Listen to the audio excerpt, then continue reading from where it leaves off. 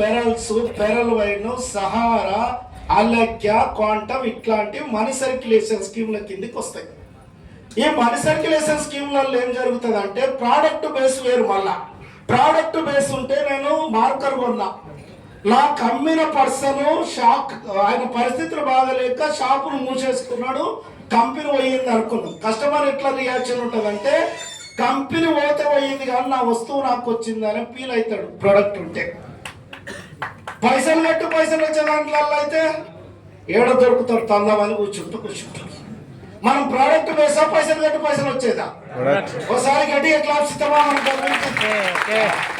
అయితే ఇట్లాంటిదే నా దోస్త బట్టి పట్టుకొచ్చిన మామా నీకు గుడ్ న్యూస్ రా అన్నాడు. ఏంది చెప్పురా అంట.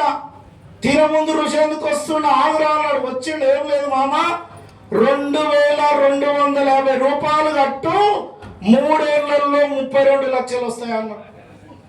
ఎట్లా యాదవ వైను ఎట్లా వస్తాయిరా అంటే నేనేమన్నా తాడు లేదు, బంగురం లేదు, ఎమ్మేడు తెలియదు, ఎత్తుకొని పోతే ఎవరినాడు కల్లా అర్థం కాదు. ఎట్లా వస్తాయిరా అంటే వస్తాయి దోస్తు కదా. నేనేమన్నా 10,000 ఇస్తారా, 7,000 చిల్లర నీ ఖర్చులకు ఎట్టుకో, 2250 కంపెనీ కట్టు, 3 ఏళ్లలో 32 లక్షలు వస్తాయన్నావు కదా. వచ్చిన దాంట్లో 22 లక్షలు నీవే తీసుకో, 10 లక్షలు మాత్రమే నాకు. వాడు ఇవ్వకపోతే నీవు ఇస్తావా చెప్పు, కోర్టు కాడికి పోయి బాండ్ పేపర్ రాసుకుందాం పా అని అడిగిన.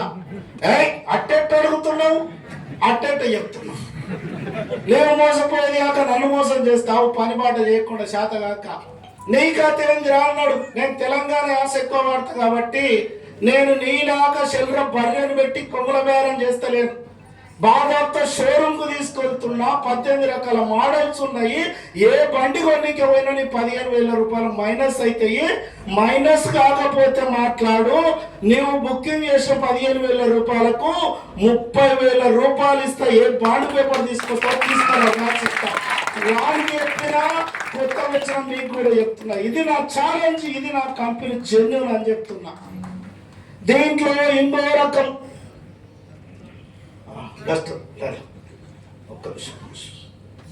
దీంట్లో ఇంకో రకం ఉంటుంది, ప్రోడక్ట్ బేస్. ఈ ప్రోడక్ట్ బేస్ ఉన్న కంపెనీల పరిస్థితి ఎలా ఉంటుంది అంటే any health product, any company super. ఏ కంపెనీని తప్పు పట్టలేము, తప్పు పట్టేటంత అర్హత కూడా మనకు లేదు. కాకపోతే ఈ హెల్త్ ప్రోడక్ట్లో గమనించవలసింది ఏంటి, నిజాలు తెలుసుకో ఫస్ట్.